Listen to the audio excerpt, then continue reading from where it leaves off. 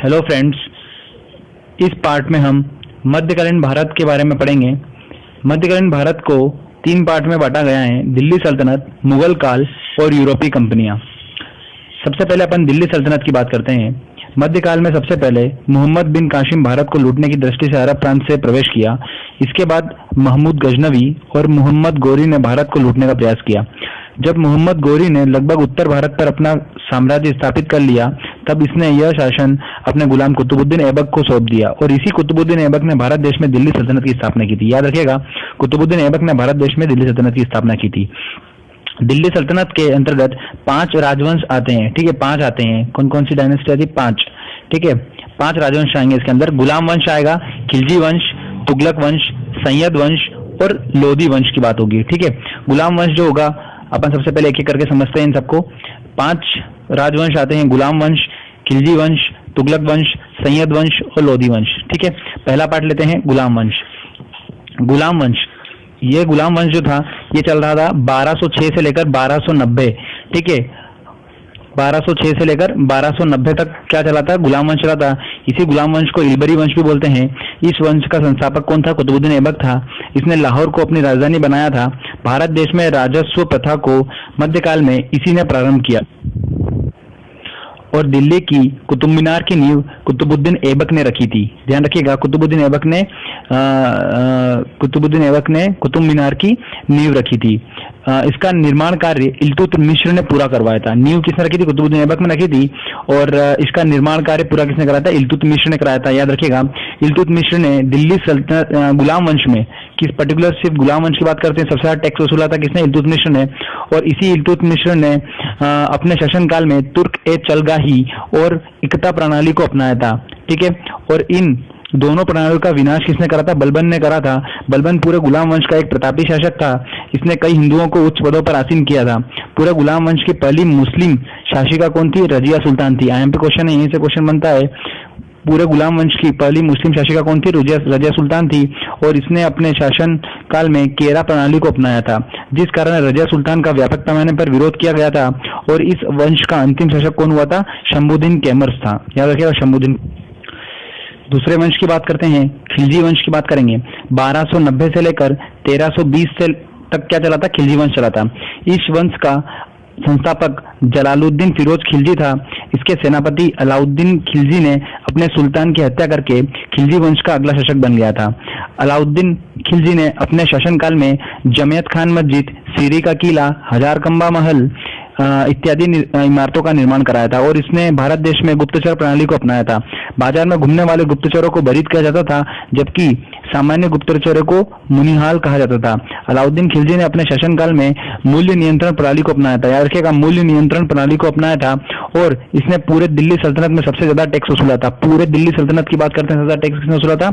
अलाउद्दीन खिलजी ने वसूला था। याद रखिएगा, इसके सेनापति का नाम क्या था? मलिक काफूर था और अलाउद्दीन खिलजी के बाद मुबारक खिलजी और खुसरो का अंतिम शासक हुए थे। अब बात करते हैं तुगलक वंश की। तुगलक वंश 1320 से लेकर 1414 तक चला था। 1320 से लेकर 1414 तक। इस वंश का संस्थापक गयासुद्दीन तुगलक था। याद रखिए, गयासुद्दीन तुगलक था। गयासुद्दीन तुगलक की मृत्यु कैसे हुई थी? लकड़ी के महल में दबकर हुई थी इसकी मृत्यु। ठीक है, मध्यकालीन में इसने सबसे पहले चांदी के सिक्के चलवाए थे। इसके सेनापति का नाम जूना खां था। याद रखिए, क्या था? जूना खां था और आगे चलकर यही जूना खां मोहम्मद बिन तुगलक के नाम से जाना गया था। मोहम्मद बिन तुगलक के नाम से जाना गया था। मोहम्मद बिन तुगलक के शासनकाल में अफ्रीकी यात्री इब्न बतूता भारत आया था। याद रखिएगा, इब्न बतूता भारत आया था और इसने रहला नाम की पुस्तक लिखी थी। कौन सी पुस्तक? रहला नाम की पुस्तक लिखी थी और इन पुस्तकों में और इस पुस्तक में मोहम्मद बिन तुगलक के शासनकाल का वर्णन किया गया था। इसने अपने शासनकाल में अमीर एक कोही नामक कृषि विभाग की स्थापना की थी। इस विभाग का मुख्य उद्देश्य किसानों के लिए कल्याणकारी योजना बनाना था। इसने अपने शासनकाल में चमड़े के सिक्के चलवाए थे और इतिहास में इसे पागल राजा की उपाधि दी गई थी।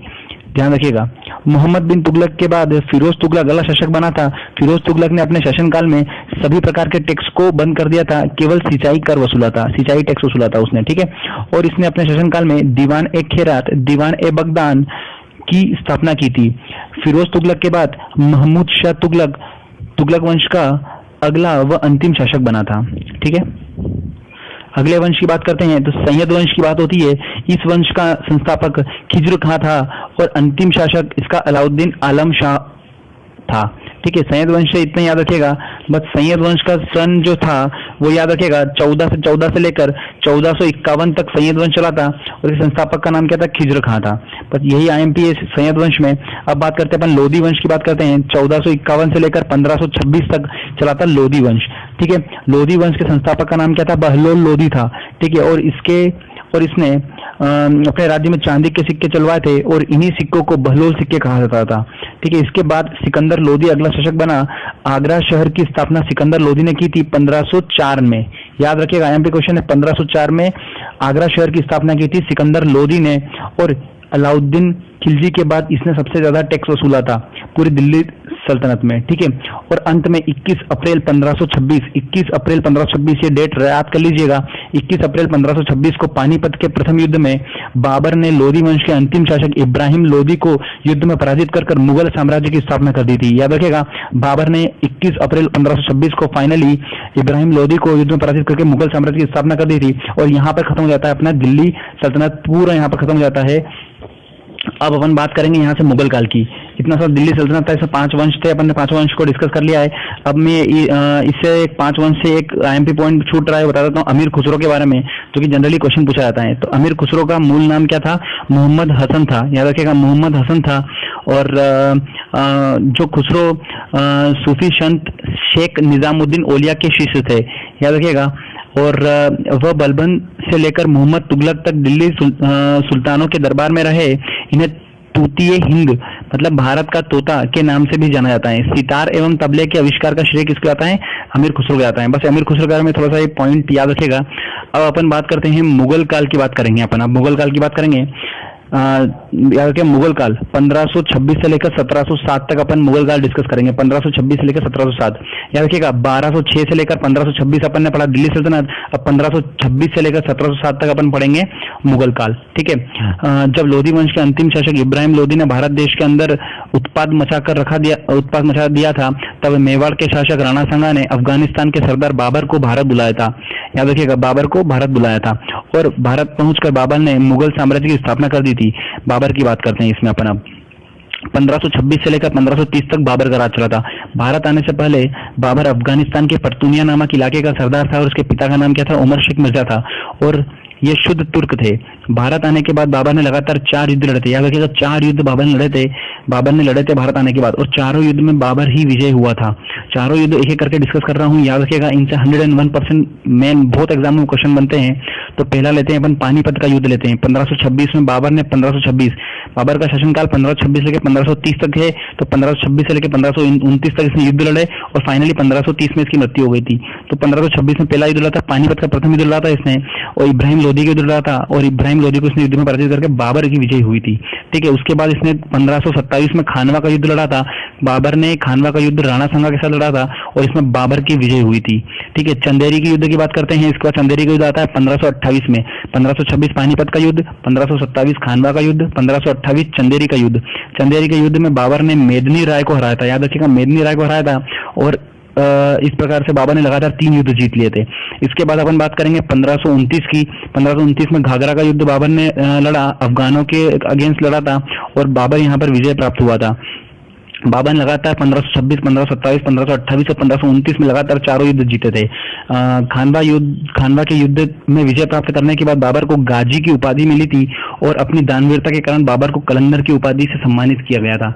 याद रखिएगा, इसकी आत्मकथा का नाम बाबरनामा था और 1530 ईस्वी में बीमारी के कारण बाबर की मृत्यु आगरा में हो गई थी और बाद में इसे काबुल ले जाकर दफना दिया गया था। और इसके बाद हुमायूं इस अगला शासक बना था मुगल साम्राज्य का। हुमायूं की बात करते हैं। 1530 से लेकर 1556 तक हुमायूं का राज चला था। हुमायूं के शासनकाल में शेरशाह सूरी, शक, अफगानों इत्यादि लोगों ने आक्रमण किया था। इन सभी को युद्ध में पराजित करने के बाद हुमायूं दोबारा शासक बना था। हुमायूं के शासनकाल में शेरशाह सूरी ने जीटी रोड का निर्माण कराया था। बहुत आईएमपी क्वेश्चन, जीटी रोड का निर्माण शेरशाह सूरी ने जीटी रोड का निर्माण कराया था हुमायूं शासनकाल में। याद रखिएगा, और यह रोड कलकत्ता से पाकिस्तान पेशावर के लिए जाती है। हुमायूं की जीवनी का नाम हुमायूंनामा है और इसकी रचना किसने करी थी? गुलबदन बेगम ने की थी। आईएमपी ये भी क्वेश्चन है। 1556 ईस्वी में 1556 ईस्वी में हुमायूं की मृत्यु शेर मंडल नामक पुस्तकालय की सीढ़ियों से गिरकर हो गई थी। याद रखिएगा, आईएमपी क्वेश्चन है। और इसके बाद इसका पुत्र अकबर मुगल काल का अगला बादशाह बना। मुगल काल का अगला शासक अकबर बना। अकबर 1556 से लेकर 1605 तक अकबर का शासनकाल चला। जलालुद्दीन मोहम्मद अकबर का जन्म 1542 ईस्वी में अमरकोट पाकिस्तान में हुआ था। प्रारंभ में बैरम खां इसका मुख्य संरक्षक था। अकबर का शासनकाल हिंदी साहित्य का स्वर्णकाल कहा जाता है क्योंकि इसके शासनकाल में कई हिंदी ग्रंथों का अनुवाद फारसी भाषा में किया गया था। अकबर ने अपने शासनकाल में सभी प्रकार के टैक्सों को वसूलना बंद कर दिया था और इसने दिन ए एलहाई धर्म की स्थापना की थी और इसके अनुसार सभी धर्म समान होते हैं। दिन ए इलाही स्वीकारने वाला पहला व्यक्ति अकबर था और पहला हिंदू बिरबल था। ध्यान रखना, अकबर के दरबार में 9 रत्न रहते थे। इन 9 रत्नों में बिरबल, तानसेन, मुल्ला दो प्याजा, अब्दुल रहीम खाने खान, मानसिंह जो कि इसका सेनापति था, राजा टोडरमल, फेजी, अबुल फजल इत्यादि शामिल थे। इनमें से बिरबल अकबर का प्रसिद्ध सलाहकार था। इसके बचपन का नाम महेश दास था। और तानसेन एक प्रसिद्ध संगीतज्ञ था और इसने मियाँ का मल्हार, मियाँ की टोडी, कंठाभरण, वाणी विलास की रचना की थी। तानसेन के बचपन का नाम रामतनु पांडे था। रामतनु पांडे था। अकबर के दरबार में अब्दुल समद एक प्रसिद्ध चित्रकार था, जबकि मुनीम खां पहला दीवान था। इसके प्रशासन की सबसे छोटी इकाई ग्राम थी। अकबर ने पानीपत के द्वितीय युद्ध में 1556 ईस्वी में सिकंदर सूरी के सेनापति हेमू को युद्ध में पराजित कर 1556 में, याद रखिएगा, भारत में उत्तरी क्षेत्र पर कब्जा जमाया था। और इसके बाद इसका पुत्र सलीम मुगल काल का अगला शासक बना था। याद रखना, एक आईएमपी पॉइंट है कि बुलंद दरवाजा अकबर ने ही बनवाया था गुजरात विजय पर। ठीक है, अब बात करते हैं सलीम जहांगीर की, जो कि अकबर के बाद मुगल काल का अगला शासक बना था। सलीम जहांगीर 1605 से लेकर 1627 तक सलीम जहांगीर का शासन चला था। अकबर ने अपने पुत्र का नाम प्रसिद्ध सूफी संत शेख सलीम चिश्ती के नाम पर सलीम खां रखा था। पूरे मुगल वंश में सबसे न्याय का देवता कहा जाता था। किसको? सलीम जहांगीर को। 1611 ईस्वी में इसने जलंधर के शासक को युद्ध में पराजित कर उत्तर पूर्वी क्षेत्र पर कब्जा जमा लिया था। किसने? सलीम जहांगीर ने। इसकी बेगम का नाम मेहरुनिसा था। क्या था? मेहरुनिसा था। और यह फारस के सुल्तान मिर्जा गयास बेग की पुत्री थी और इसे ही नूर जहां के नाम से जाना जाता था। जहांगीर का काल चित्रकारी का स्वर्ण काल कहा जाता है क्योंकि इसके शासनकाल में चित्रकारी अपनी चरम सीमा पर थी। जहांगीर के बाद इसका पुत्र खुर्रम मुगल वंश का अगला बादशाह बना था। खुर्रम, याद रखिएगा, खुर्रम को ही शाहजहां बोला जाता है। ठीक है, तो कंफ्यूज मत होना। खुर्रम जो कि अगला शासक बना था। शाहजहां जो है, शाहजहां का शासनकाल चला था 1627 ईस्वी से लेकर 1657 तक। किस चला था? शासन चला था शाहजहां का। शाहजहां का वास्तविक नाम खुर्रम था और इसका शासनकाल स्थापत्य कला का स्वर्णकाल कहा जाता है क्योंकि इसके शासनकाल में दिल्ली का लाल किला, दिल्ली की जामा मस्जिद, मयूर सिंहासन, आगरा का ताजमहल इत्यादि निर्माण कराया गया था। ताजमहल बनाने वाला मुख्य कलाकार उस्ताद अहमद लाहौरी था और मयूर सिंहासन बनाने वाला मुख्य कलाकार बादल खां था। इस मयूर सिंहासन पर सबसे पहली बार शाहजहां और अंतिम बार मोहम्मद शाह रंगीला बैठा था क्योंकि इसके शासनकाल में फारस का लुटेरा नादिर शाह ने मयूर सिंहासन को लूटकर ईरान फारस ले गया था। शाहजहां की बेगम का नाम अर्जुमन बानो बेगम था, याद रखिएगा, और मुमताज के नाम से इसी को जाना जाता है। शाहजहां के 7 संतानें थी और इन 7 संतानों में सबसे प्रिय संतान दारा शिकोह और औरंगजेब थे। उत्तराधिकारी के युद्ध में औरंगजेब ने अपने सगे भाई दारा शिकोह को युद्ध में पराजित करके मुगल वंश का अग्रिम शासक बन गया था। औरंगजेब की बात करेंगे 1657 से लेकर 1707 औरंगजेब का शासनकाल माना जाता है। औरंगजेब भारत देश को मुस्लिमों का देश बनना चाहता था। इसने कई हिंदू मंदिरों को तोड़वाया था। इसके द्वारा तोड़े गए मंदिरों में गुजरात का सोमनाथ मंदिर, काशी का विश्वनाथ मंदिर और मथुरा का केशव राम मंदिर प्रमुख रूप से शामिल थे। पूरे मुगल वंश में औरंगजेब ने सबसे ज्यादा टैक्स वसूला था। औरंगजेब के बाद बहादुर शाह, जहादर शाह, फर्रुख शियर, मोहम्मद शाह रंगीला, आलमगिरी, अकबर द्वितीय, शाह आलम, बहादुर शाह द्वितीय अगले मुगल काल के शासक हुए थे। मुगल वंश का अंतिम बादशाह बहादुर शाह जफर बहादुर शाह द्वितीय था, याद रखिएगा। औरंगजेब के गुरु का नाम मोहम्मद हकीम था, मोहम्मद हकीम। औरंगजेब को लोग जिंदा पीर कहकर बुलाते थे। मुगल सेना में सबसे ज्यादा हिंदू जो थे वो मतलब औरंगजेब के शासनकाल में ही थे। तो यहाँ पर मुगल काल पूरा खत्म होता है।